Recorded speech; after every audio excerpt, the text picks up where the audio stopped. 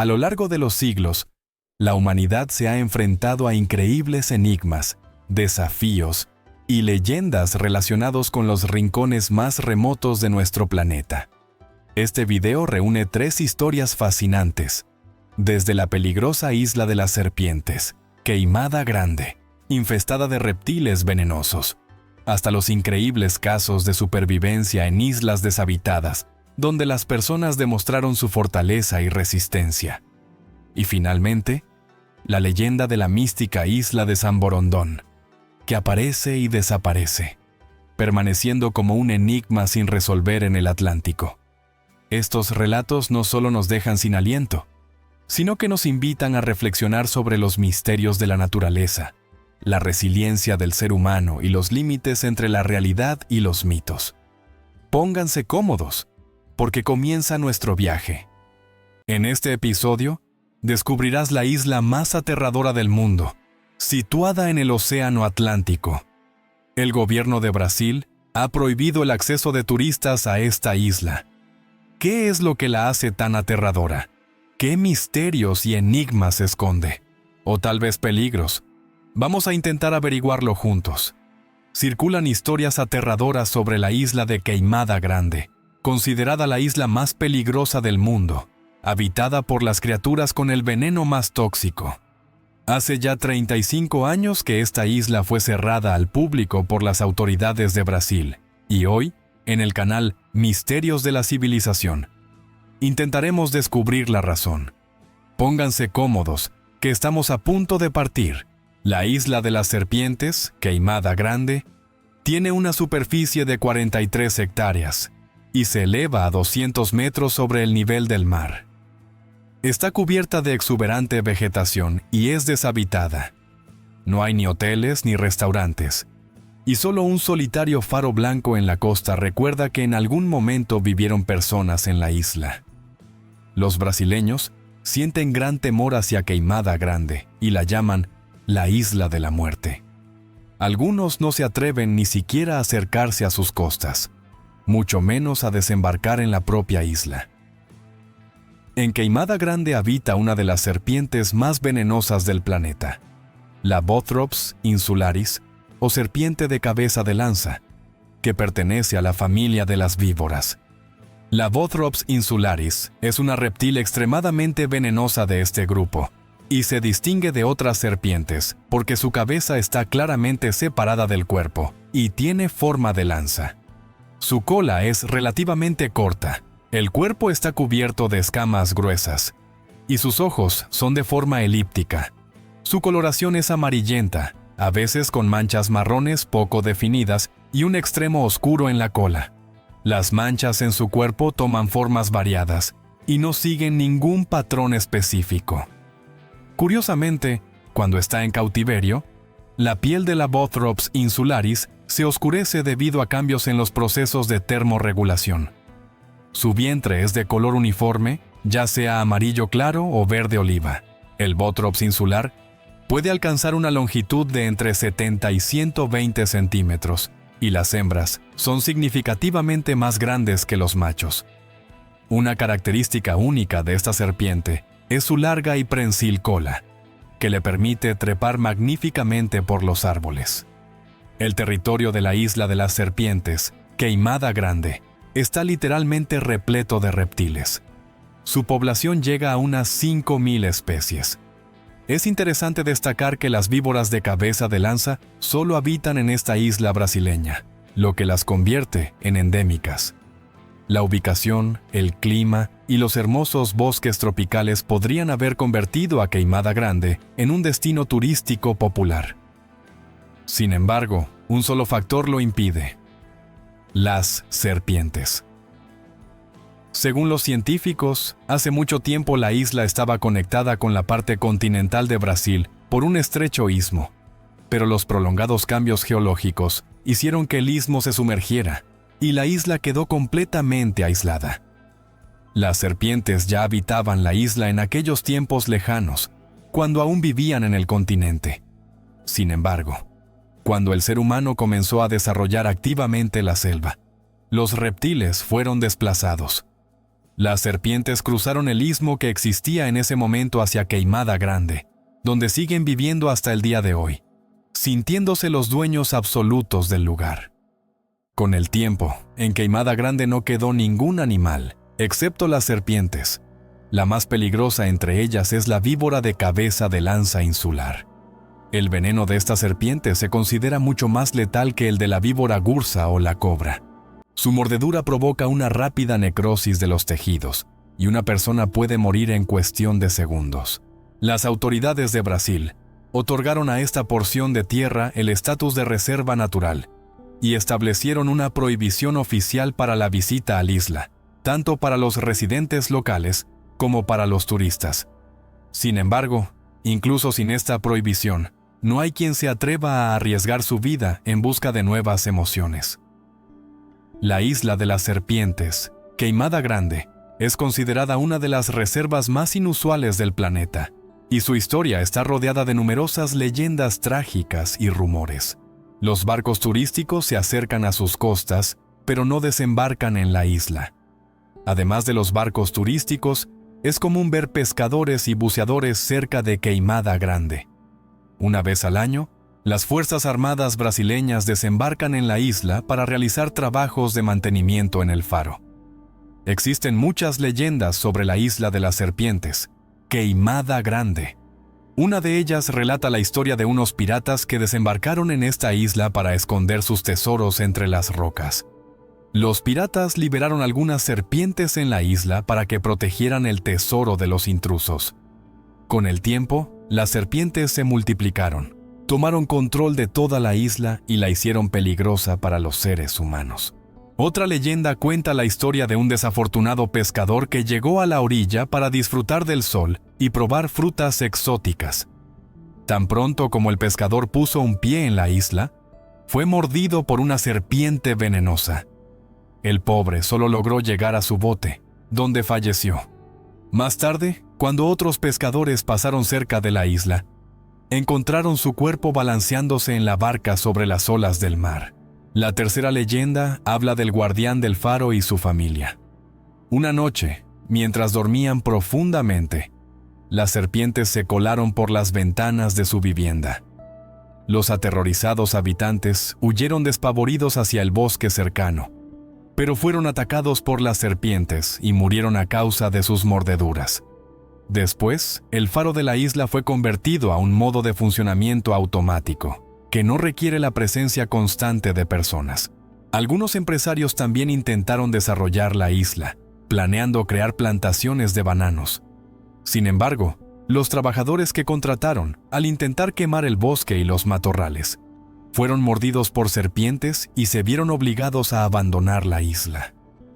Al final, la victoria en la isla de las serpientes, Queimada Grande, quedó en manos de los reptiles.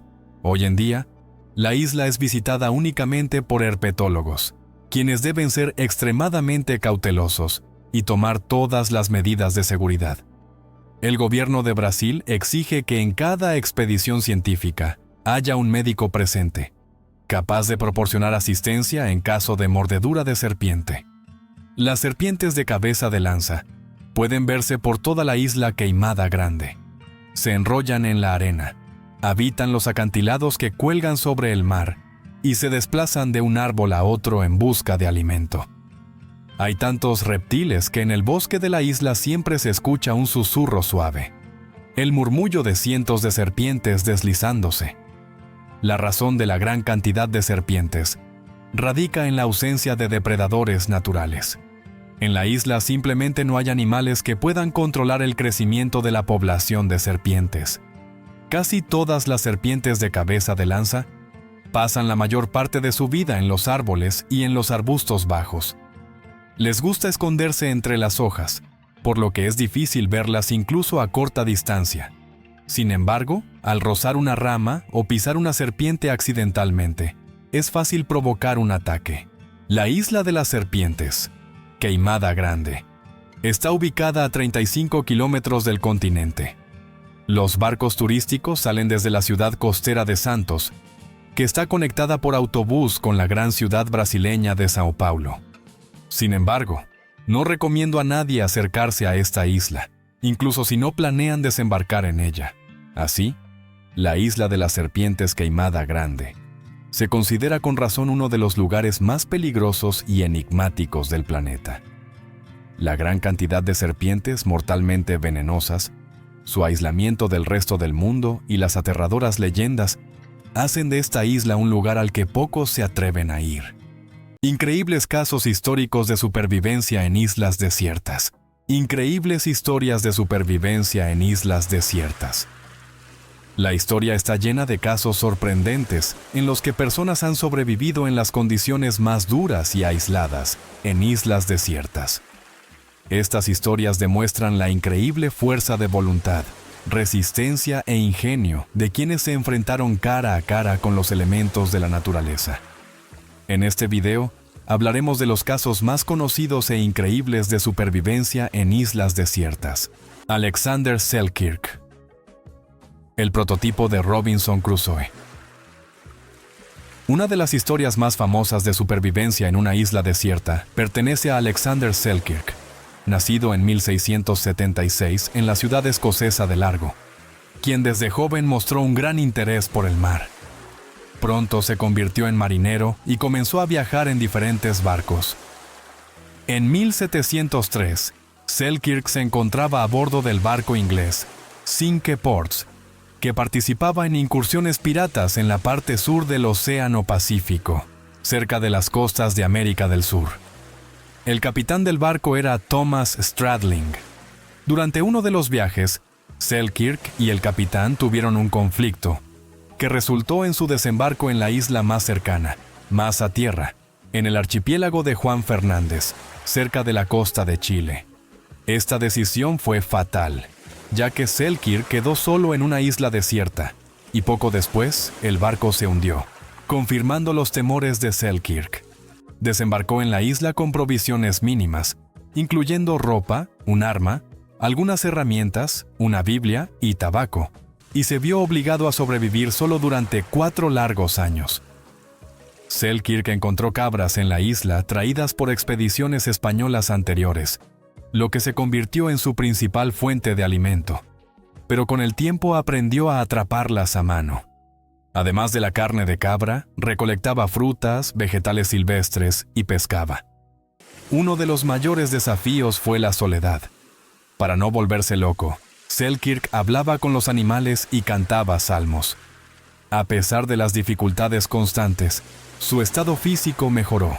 Aprendió a vivir en armonía con la naturaleza e incluso dejó de enfermarse.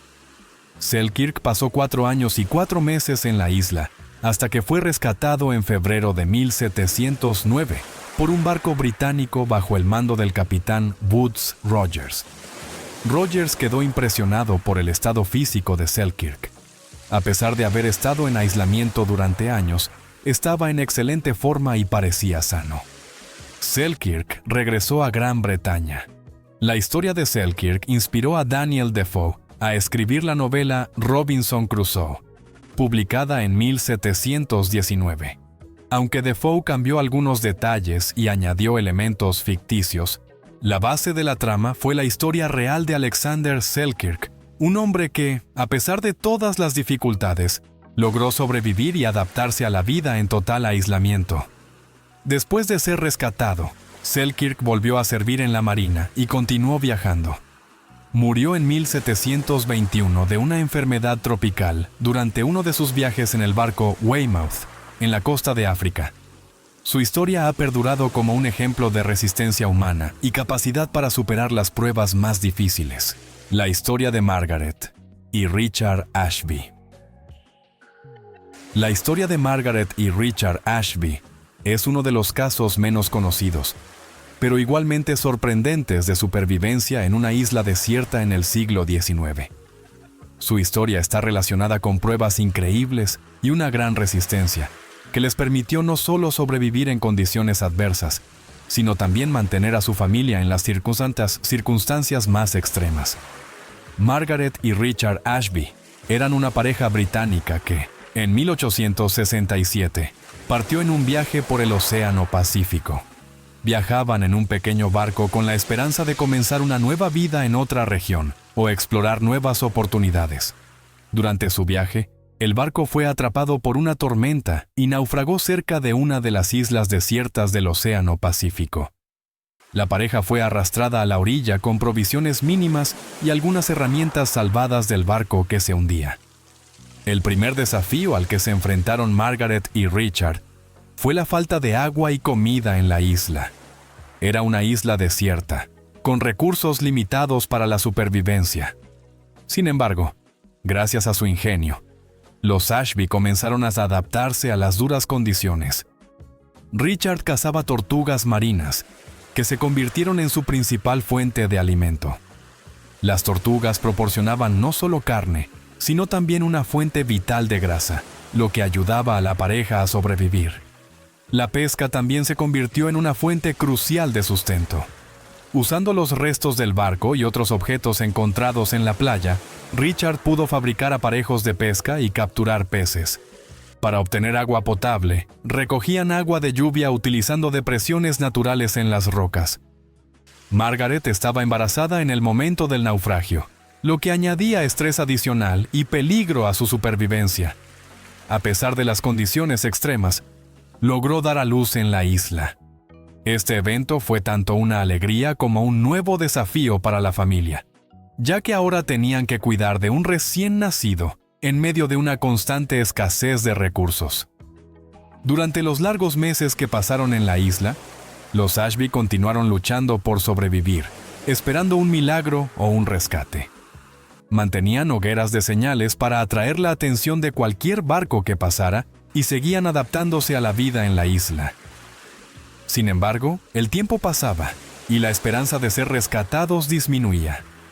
Se vieron obligados a vivir como podían, utilizando al máximo los recursos disponibles y apoyándose mutuamente en esas duras condiciones. El rescate llegó más de un año después del naufragio.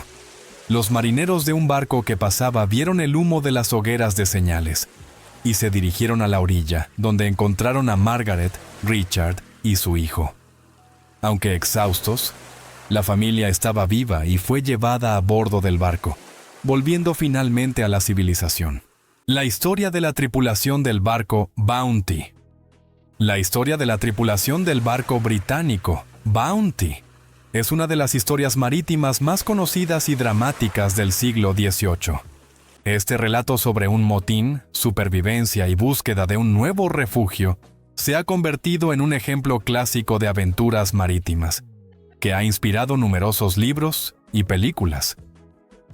El Bounty era un barco real de la Marina Británica, enviado en una expedición al Océano Pacífico bajo el mando del capitán William Bligh. El objetivo principal de la expedición era transportar plántulas del árbol del pan desde las islas de Tahití hasta las islas del Caribe. El Bounty zarpó de Inglaterra en diciembre de 1787 y pronto llegó a Tahití. La expedición pasó varios meses en la isla recolectando plántulas del árbol del pan. Sin embargo, la estancia en Tahití tuvo un gran impacto en la tripulación. El clima suave, el estilo de vida relajado y las relaciones con las mujeres locales convirtieron a Tahití en una especie de paraíso para los marineros británicos, y muchos de ellos empezaron a soñar con quedarse en la isla para siempre. De regreso a Inglaterra desde Tahití, el 28 de abril de 1789, parte de la tripulación, bajo el liderazgo del primer oficial Fletcher Christian, se amotinó contra el capitán Bligh. El capitán exigía una disciplina estricta y castigaba con frecuencia a los miembros de la tripulación por pequeñas faltas, lo que finalmente creó una atmósfera tensa a bordo. Durante el motín, Christian y sus seguidores lograron apoderarse del barco y tomar el control del Bounty. Al capitán Bligh y a 18 de sus seguidores leales los abandonaron en un pequeño bote, con suministros mínimos de comida y agua. El Bounty, bajo el control de los amotinados, se dirigió de regreso a Tahití. El viaje del capitán Bligh, tras ser abandonado en el bote, el capitán Bligh y su tripulación comenzaron uno de los viajes más increíbles de supervivencia en el mar. En un bote pequeño, Sin instrumentos de navegación y con apenas provisiones, Bligh y su tripulación recorrieron más de 6.700 kilómetros a través del Océano Pacífico, llegando a la isla de Timor, en la colonia holandesa de Indonesia, después de 47 días. Bligh y su tripulación evitaron la muerte a pesar de los peligros del hambre, la sed y las tormentas. Finalmente fueron rescatados y regresaron a Inglaterra, donde Bligh fue recibido como un héroe, mientras que los amotinados fueron declarados criminales. El destino de los amotinados. Después de tomar el control del Bounty, Fletcher Christian y los amotinados regresaron a Tahití, donde algunos decidieron quedarse. Sin embargo, Christian, temeroso de ser perseguido por las autoridades británicas, no pudo permanecer en un solo lugar. Junto con parte de la tripulación y mujeres tahitianas, zarpó en busca de un nuevo refugio y en 1790 encontró la remota isla de Pitcairn, situada lejos de las principales rutas de navegación. En esta isla decidieron empezar una nueva vida. Pitcairn se convirtió en el nuevo hogar de los amotinados, pero la vida en la isla no fue tan idílica como imaginaban. Los conflictos constantes entre los amotinados y los tahitianos, así como las disputas internas entre los propios marineros, llevaron a la violencia y a la muerte de muchos participantes en el motín, incluido Fletcher Christian. La vida en Pitcairn. A pesar de los conflictos y luchas internas, la pequeña comunidad sobrevivió. Con el tiempo, los descendientes de los amotinados fundaron una pequeña colonia que sigue existiendo hoy en día. Pitcairn sigue siendo uno de los territorios más remotos y menos poblados del mundo. Los descendientes de los amotinados continúan viviendo en la isla, y su historia sigue siendo un símbolo de una de las historias más inusuales y controvertidas de supervivencia y búsqueda de libertad. La historia de James Lewis y Thomas Harris es uno de los ejemplos menos conocidos, pero impresionantes, de supervivencia en una isla desierta en el siglo XIX.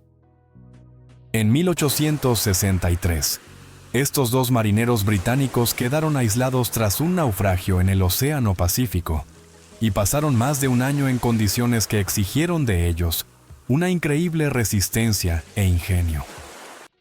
James Lewis y Thomas Harris formaban parte de la tripulación de un barco mercante británico que naufragó en la parte sur del Océano Pacífico en 1863. Su barco fue atrapado por una tormenta y la mayor parte de la tripulación pereció o fue arrastrada por la borda. Lewis y Harris, que lograron salvarse milagrosamente, fueron arrojados a la orilla de una pequeña isla desierta, cuyo nombre se ha perdido en la historia. En este pequeño y aislado trozo de tierra, tuvieron que pasar largos meses luchando por sobrevivir. Al llegar a la isla, Lewis y Harris rápidamente se dieron cuenta de que sus posibilidades de rescate eran mínimas. La isla estaba aislada de las principales rutas comerciales y no había conexión con el mundo exterior.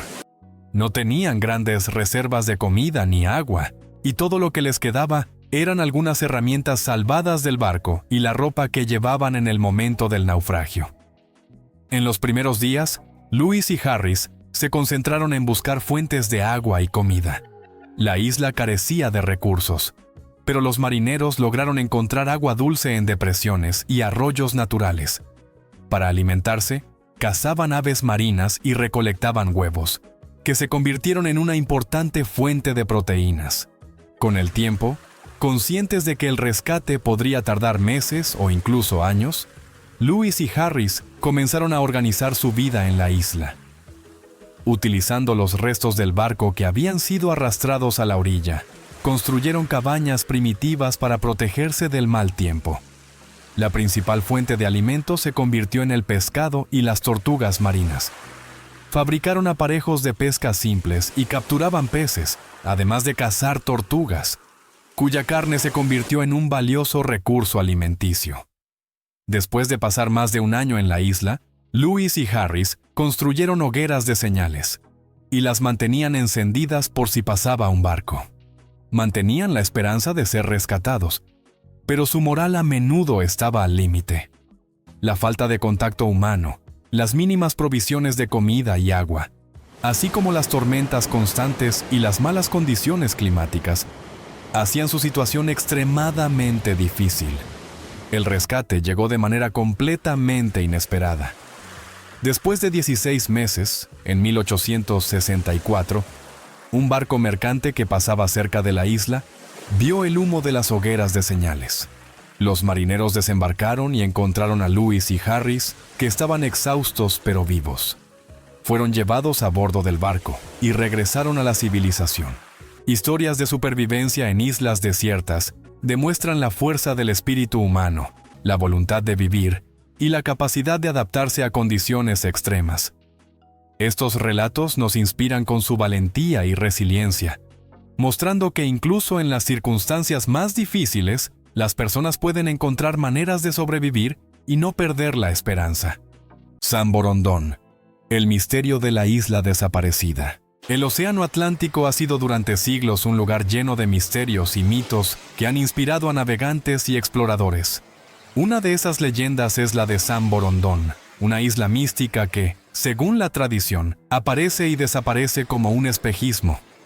Durante siglos, marineros y científicos han intentado desvelar el misterio de esta isla, pero su existencia sigue siendo una cuestión sin respuesta clara. El noveno Isla Canaria es una de las leyendas locales más queridas. San Borondón está presente en muchos mapas antiguos. Se han documentado sus dimensiones, y miles de testigos afirman haberlo visto. ¿Pero qué es en realidad? ¿Un mito nacido de una rica imaginación, un espejismo o una isla que realmente existió? En este video exploraremos en detalle la historia de San Borondón, su impacto cultural e histórico, así como las teorías modernas que intentan explicar este fenómeno enigmático.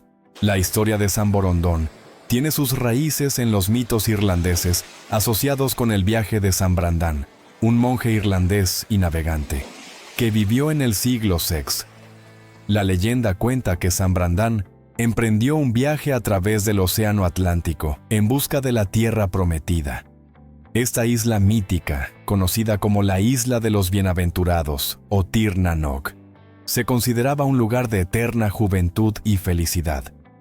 Durante muchos años, Brandán y su tripulación buscaron este lugar, y un día se toparon con una misteriosa isla cubierta de espesos bosques y campos fértiles. Sin embargo, a medida que se acercaban a la isla, esta comenzaba a desvanecerse. Según la leyenda, la isla literalmente se disolvió en el aire, dejando a la tripulación perpleja. Estos relatos se convirtieron en una parte importante del folclore celta, y el propio Brandán fue canonizado por su valentía y devoción a Dios. Pero la historia no termina ahí. Con el tiempo, el mito de la Isla de los Bienaventurados comenzó a adquirir formas más concretas y fue reinterpretado en el mundo mediterráneo e hispanohablante. Durante este periodo, el mito de San Brandán cobró nueva vida en las Islas Canarias. La isla, que desaparecía al acercarse, pasó a llamarse San Borondón, en honor a San Brandán. Esta leyenda se extendió entre los habitantes locales y los navegantes, y pronto la misteriosa isla se convirtió no solo en parte del folclore, sino también en un lugar representado en mapas reales. San Brendan fue un destacado monje irlandés del siglo VI, que se convirtió en una de las leyendas medievales más famosas. La historia de su viaje marítimo en busca de la tierra prometida de los santos. San Brendan nació alrededor del año 484 en el condado de Kerry, Irlanda, y desde temprana edad se dedicó a la vida espiritual. Más tarde, él mismo fundó numerosos monasterios en toda Irlanda. Su comunidad espiritual más significativa estaba en Clonfert, donde fundó un monasterio que pronto se convirtió en uno de los centros más influyentes de espiritualidad cristiana en Irlanda. Sin embargo, lo que realmente le trajo fama a Brendan no fue su actividad monástica, sino el relato de su viaje marítimo. Un día, Brendan escuchó el relato de otro monje sobre la existencia de una maravillosa isla en el borde del mundo, un lugar donde reinaba la paz eterna, la abundancia y la santidad. Inspirado por esta revelación, Brendan decidió encontrar esta isla, considerándola la antesala del paraíso. Reuniendo un grupo de 14 monjes, se embarcó en un viaje marítimo por las aguas inexploradas del Océano Atlántico. Durante 7 años, Brendan y sus compañeros vagaron por el océano, encontrándose con muchos milagros y desafíos. La leyenda describe eventos fantásticos que experimentaron. Enormes monstruos marinos. Durante la navegación, los monjes se encontraron con gigantescas criaturas marinas, una de las cuales tomaron por una isla y desembarcaron en su espalda, hasta que la criatura comenzó a moverse. Isla en la espalda de una ballena. Una vez se detuvieron en una isla aparentemente inmóvil para celebrar la Pascua, pero pronto se dieron cuenta de que la isla era en realidad una enorme ballena que, al sentir a la gente, se sumergió de nuevo en el océano. Tierra de montañas de fuego. Visitaron una isla misteriosa donde las montañas escupían fuego y humo, lo que podría recordar a las islas volcánicas del Atlántico. Islas de paz eterna. Brendan describe hermosas islas fértiles cubiertas de vegetación, donde reinaba la paz eterna y la tranquilidad. Estas descripciones a menudo se asociaban con las antiguas nociones del paraíso. Cada uno de estos eventos destaca el espíritu de la época en la que vivió Brendan. En la década de 1970, el viajero Tim Severin emprendió el desafío de recrear el viaje de San Brendan. Construyó un barco similar, utilizando materiales históricos, y se embarcó en un viaje por la ruta supuesta de Brendan a través del Atlántico. Su expedición demostró que tal viaje era técnicamente posible. El viaje de San Brendan se convirtió en parte del folclore mundial e inspiró a muchos marineros e investigadores a explorar lo desconocido. La tierra prometida de los santos. La leyenda del paraíso terrenal. La tierra prometida de los santos es una isla mística y enigmática donde reina el descanso eterno, la abundancia y la armonía, a menudo descrita como un paraíso terrenal, al que solo pueden acceder los justos.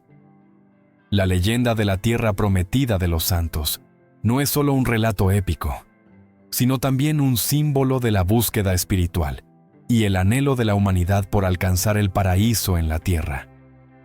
La historia de la tierra prometida de los santos tiene sus raíces en la mitología cristiana primitiva y celta. Para muchos monjes irlandeses de la Alta Edad Media, la idea de peregrinar en busca de un lugar sagrado tenía un importante significado espiritual. Estos monjes creían que era posible alcanzar no solo el paraíso espiritual después de la muerte, sino también un paraíso terrenal ubicado en algún lugar en los confines del mundo conocido. En la leyenda, la tierra prometida de los santos se describe como una tierra de juventud eterna, fertilidad ilimitada y bienestar infinito. Es un lugar donde la naturaleza está en perfecto equilibrio. Los árboles siempre están cubiertos de hojas verdes, los frutos crecen todo el año, los animales viven en armonía con las personas, y los habitantes no conocen enfermedades, hambre o vejez. En algunas versiones de la leyenda, la isla estaba oculta a los ojos de los mortales comunes, y solo los más dignos podían acceder a ella. Brendan y sus monjes, habiendo visitado la isla, vieron hermosos jardines llenos de frutas y flores, escucharon voces angelicales y experimentaron un éxtasis que no se podía encontrar en ningún otro lugar del mundo. La tierra prometida de los santos también se consideraba un lugar donde el tiempo no tenía poder, y todo permanecía eternamente joven y hermoso. Después de largas peregrinaciones, Brendan y sus compañeros finalmente alcanzaron su anhelado destino, la tierra prometida de los santos. Al regresar a Irlanda, Brendan compartió lo que había visto, inspirando así a nuevas generaciones a buscar esta tierra mística.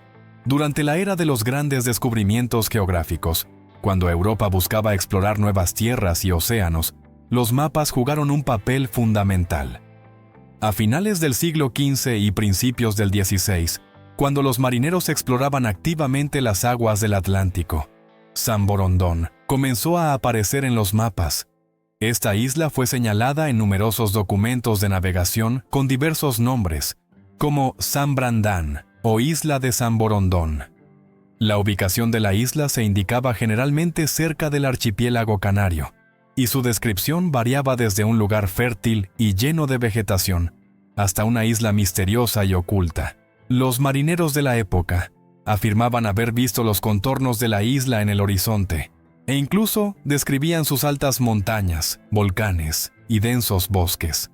Sin embargo, cada vez que intentaban acercarse a las costas de la isla, ésta desaparecía, como si se disolviera en la niebla o en el horizonte. Este fenómeno de aparición y desaparición se convirtió en una de las principales razones por las que San Borondón ganó la reputación de ser una isla invisible.